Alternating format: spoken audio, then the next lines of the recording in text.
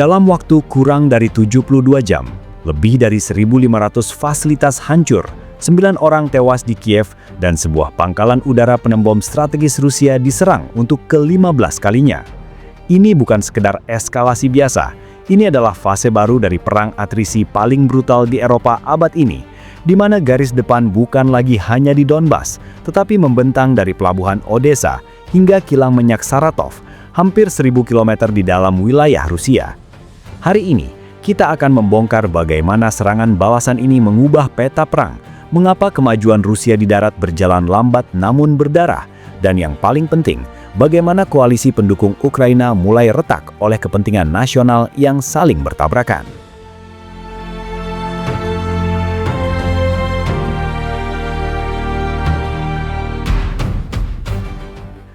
Agustus 2026, tepatnya hampir 4,5 tahun sejak Rusia melancarkan invasi skala penuh ke Ukraina, yang dimulai sebagai perang manuver kilat, telah bermutasi menjadi perang parit dan artileri, dan kini menjadi perang jarak jauh yang menghantam jantung logistik dan ekonomi musuh.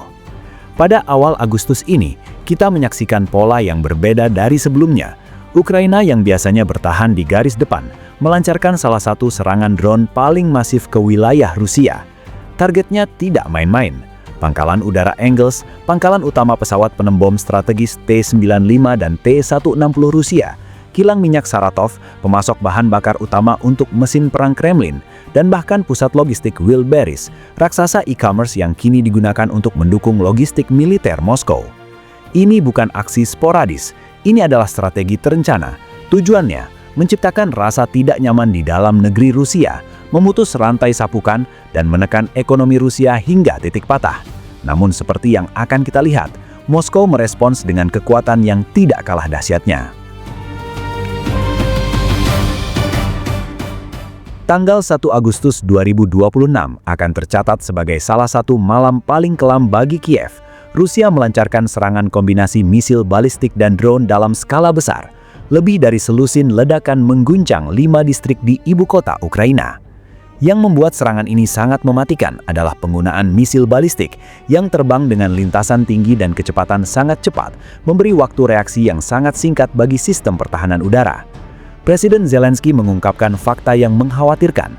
Dari 27 misil balistik yang ditembak, hanya 1 yang berhasil dicegat. Mengapa? Karena Ukraina kekurangan misil pencegah untuk sistem Patriot.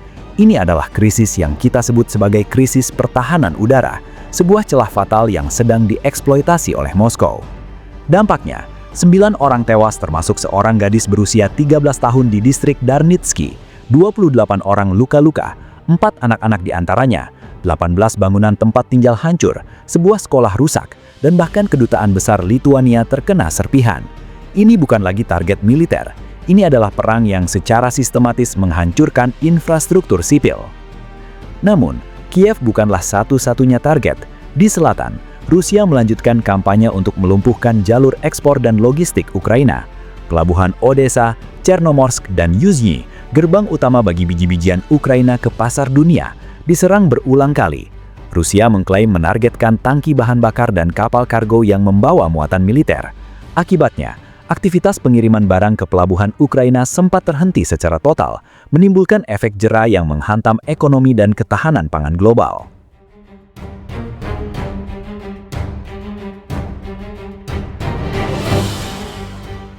Sementara serangan jarak jauh mencuri perhatian, di darat terjadi pergeseran yang lebih bertahap namun signifikan. Kementerian Pertahanan Rusia mengklaim telah merebut 12 pemukiman baru dalam sepekan terakhir, menyebar di wilayah Donetsk, Kharkiv, Sumy hingga Zaporizhia. Klaim ini dikonfirmasi oleh Deep State, analis militer Ukraina, yang mencatat kemajuan Rusia di dekat Kostiantinovka dan Zalichnyzhne. Namun, disinilah ironinya, meskipun secara teritorial Rusia maju, kecepatannya sangat lambat. Menurut The Institute for the Study of War, sepanjang Juli 2026, Rusia hanya menguasai sekitar 37,85 km persegi. Itu hanya 1,22 km persegi per hari, lebih kecil dari luas Manhattan, bahkan lebih lambat dibandingkan Juli 2025. Mengapa demikian? Rusia menerapkan strategi penghancuran bertahap. Mereka menggiling pertahanan Ukraina dengan artileri dan serangan udara sebelum pasukan darat maju. Tapi strategi ini datang dengan harga yang sangat mahal. Bulan Juli 2026 mencatatkan tingkat korban tertinggi di pihak Rusia sepanjang tahun ini. Moskow membayar dengan darah untuk setiap meter tanah yang mereka rebut. Target utama mereka, kota benteng Kramatorsk dan Sloviansky, masih berdiri kokoh.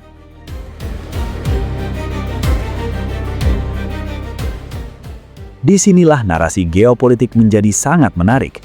Di satu sisi, negara-negara barat masih mendukung Ukraina. NATO dalam deklarasi KTT Ankara bulan lalu secara tegas menyatakan Rusia sebagai ancaman jangka panjang bagi keamanan Euro-Atlantik. Fakta pertahanan ini menyetujui alokasi dana senilai 70 miliar euro untuk bantuan militer Ukraina pada tahun 2026.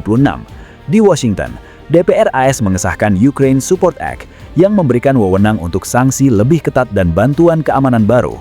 Namun di balik layar, terjadi perpecahan yang tidak pernah terjadi sebelumnya. Mari kita lihat proses pengesahan paket sanksi ke-21 Uni Eropa.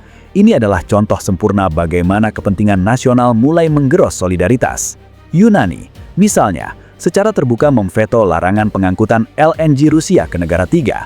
Mengapa? Karena perusahaan pelayaran terbesar mereka, Dinagas, adalah salah satu pengangkut utama LNG Rusia dari proyek Artek. Melarang transportasi LNG Rusia akan memukul bisnis mereka secara langsung.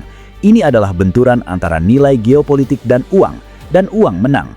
Belum lagi Bulgaria yang menolak sanksi terhadap Patriark Kirill dari Gereja Ortodoks Rusia karena alasan keagamaan dan budaya, Austria yang melindungi kepentingan Raiffeisenbank di Rusia, dan negara-negara lain yang meminta pelonggaran larangan impor ikan dan pembatasan visa bagi mantan tentara Rusia.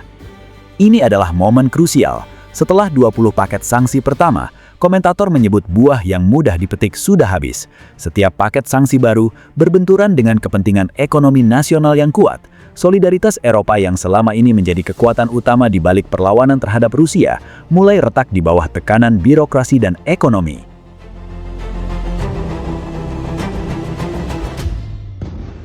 Kita berdiri di titik balik. Ukraina bertahan dengan satu tangan terikat. Kekurangan misil pertahanan udara bergantung pada pasokan yang tidak pasti dari sekutu. Rusia maju, tetapi dengan kecepatan siput dan korban yang mengerikan. Sebuah strategi kemenangan dengan biaya berapapun yang tidak berkelanjutan untuk jangka panjang. Dan dunia, solidaritas global mulai memudar, digantikan oleh kepentingan nasional dan kelelahan perang. Perundingan damai yang difasilitasi AS telah mandek. Tidak ada pihak yang siap menyerah dan tidak ada pihak yang mampu menang telak. Yang kita saksikan adalah perang erosi, sebuah konflik yang tidak ditentukan oleh satu pertempuran besar, tetapi oleh siapa yang mampu bertahan lebih lama dalam kelelahan, kerugian, dan tekanan ekonomi. Pertanyaan yang menggantung, apakah 2026 akan menjadi tahun titik balik, ataukah perang ini akan berlanjut sampai salah satu pihak benar-benar kehabisan sumber daya?